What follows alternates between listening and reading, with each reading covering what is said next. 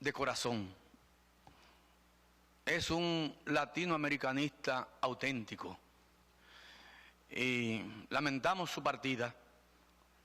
Le auguramos el mayor de los éxitos en las actividades que inicia a partir de hoy. Y yo quisiera que nos pongamos de pie y le tributemos un fuerte aplauso a Rafael Correa. No es necesario. Gracias. Gracias, compañero.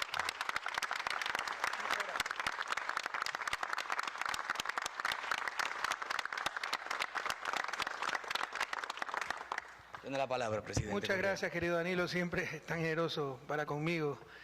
En realidad entrego el mando el 24 de mayo y no se imaginan con qué ansiedad y felicidad espero el 25 de mayo.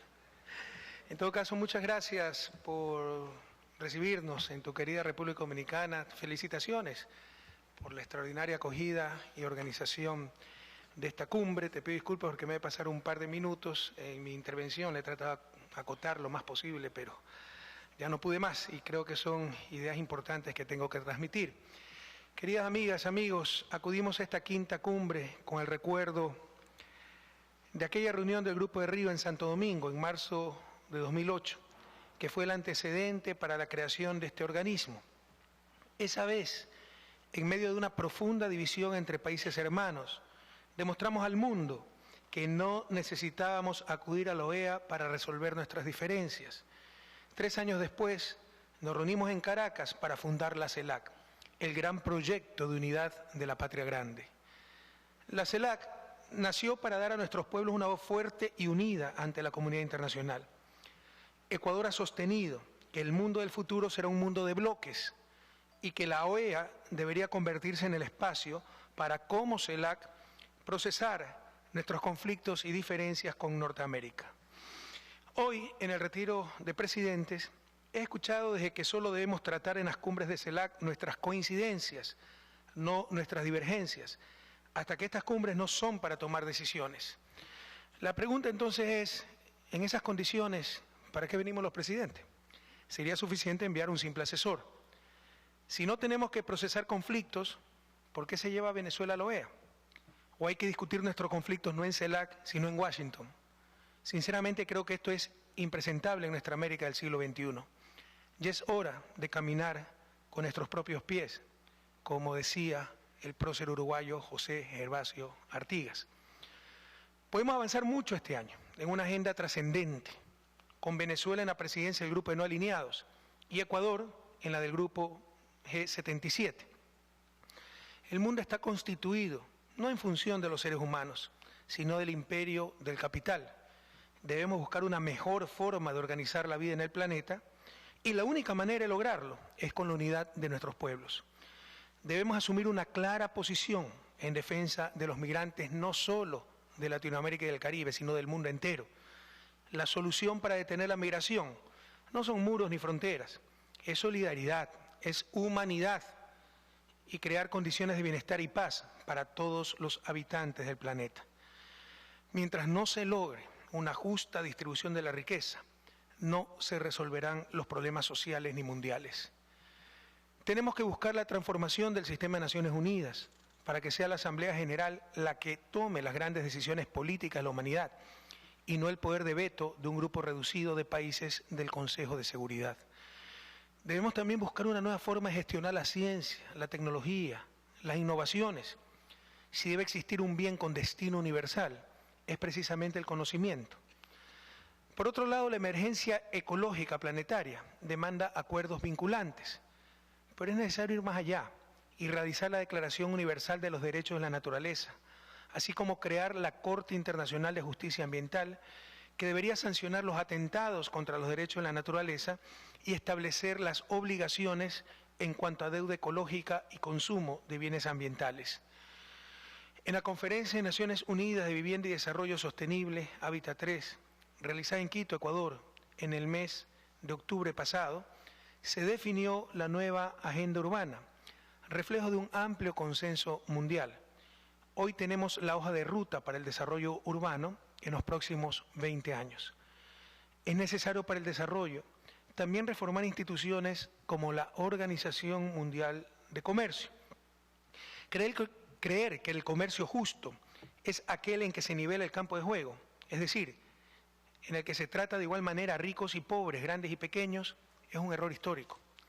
La OMC también impone restricciones para que un país pueda regular la inversión extranjera, la cual, mal manejada, puede destruir naciones enteras.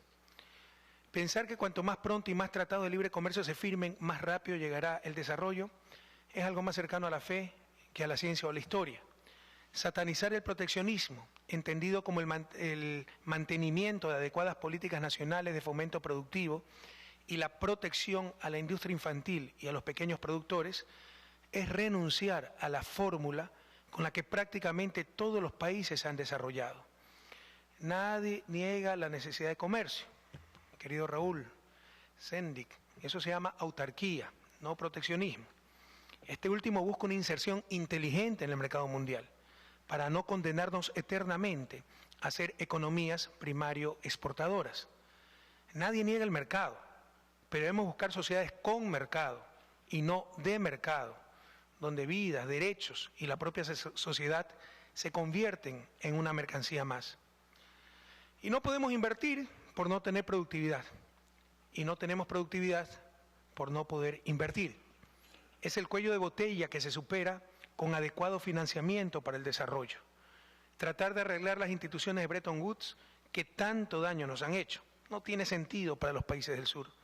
Debemos construir nuestra propia arquitectura financiera para que nuestro ahorro se quede en la región. También debemos buscar un instrumento vinculante para sancionar a empresas transnacionales cuando vulneren los derechos humanos y de la naturaleza. Separados, serán las transnacionales las que nos impongan las condiciones. Unidos, seremos nosotros los que impondremos las condiciones al capital transnacional. Debemos declarar una lucha frontal contra los paraísos fiscales, la expresión extrema del capitalismo sin rostro, sin responsabilidad, sin transparencia, sin patria. Nadie acude a ellos para transparentar cuentas. Y aunque la evasión y la ilusión afectan a todos los países, los más perjudicados somos las naciones pobres y las economías en desarrollo. Finalmente, debemos hacer un compromiso radical con la democracia, entendida como el gobierno del pueblo para el pueblo. Para una democracia real, la igualdad de oportunidades y la noción de meritocracia deben ser esenciales. De hecho, es la diferencia entre democracia y aristocracia. Todavía en nuestra América, muy pocos nacen en cuna de oro y demasiados nacen sin cuna. Las grandes desigualdades han creado democracias restringidas o abiertamente ficticias, en las que parecería ser que la soberanía radica en el capital y no en el pueblo. Debemos evitar democracias mercantiles, donde el dominio de la entelequia del mercado es tal que incluso la calidad de la democracia frecuentemente se mide por la cantidad de mercado. Debemos evitar las democracias mediatizadas, donde los medios de comunicación sustituyen el Estado de Derecho por el Estado de opinión. Debemos evitar las democracias ONGizadas, pobre traductor de ONGs, ¿no? NGO, donde los hacedores de política pública son supuestos representantes de la sociedad civil y burocracias internacionales. No hay nada más peligroso para la democracia que actores políticos sin responsabilidad política. Una democracia exige también, por supuesto, el respeto a los derechos humanos. Sin embargo, la satanización del poder político en América Latina, al pretender que solo el Estado atenta contra los derechos humanos y que la única fuente de corrupción es lo público, es una de las estrategias de inmovilización para mantener el status quo. Los pobres socioeconómicos no dejarán de ser pobres con caridad, sino con justicia. Y eso implica el cambio en las relaciones de poder dentro de la sociedad. Para ello se requiere captar el poder político y así que manden las grandes mayorías. Estimadas amigos y amigas, como ya lo dijo Danilo, esta es mi última cumbre CELAC. Entregaré el mando de mi país el próximo 24 de mayo. Hace 10 años encontré una Latinoamérica destrozada por el neoliberalismo. Y aunque falta mucho por hacer, nunca se ha hecho tanto como ahora. Sufrimos la pérdida de grandes latinoamericanos, como Néstor, Hugo y el mismo Fidel. Otros líderes históricos, como Lula, Dilma y Cristina, sufren brutales acosos. Hay claros intentos de detener la integración de nuestras naciones. Podrá haber retrocesos, pero América Latina nunca volverá al pasado. Nuestros pueblos no lo permitirán. Sí me preocupa que los presidentes estemos en tantas cumbres y nuestros pueblos continúen en los abismos. Les cuento una anécdota. Hace pocos minutos, cuando nos trasladábamos de este salón al comedor, en un bus, un pequeño bus, le llamamos buseta, saludé al conductor, como siempre hago. Y al final se me viró y me extendió la mano muy efusivamente y me dijo: presidente, usted es el único que me saludó. Por favor, no nos olvidemos quiénes son nuestros mandantes. No nos olvidemos por quiénes estamos aquí y a quiénes debemos de servir. Querido presidente Salvador Sánchez, le deseo muchos éxitos. Su presidencia en nuestro querido El Salvador y ahora en CELAC, algo impensable hace pocos años para un ex guerrillero, es la mejor muestra del cambio de época de nuestra América. Ha sido un honor, queridas compañeras y compañeros, trabajar con ustedes y por nuestros pueblos. Hasta la victoria siempre.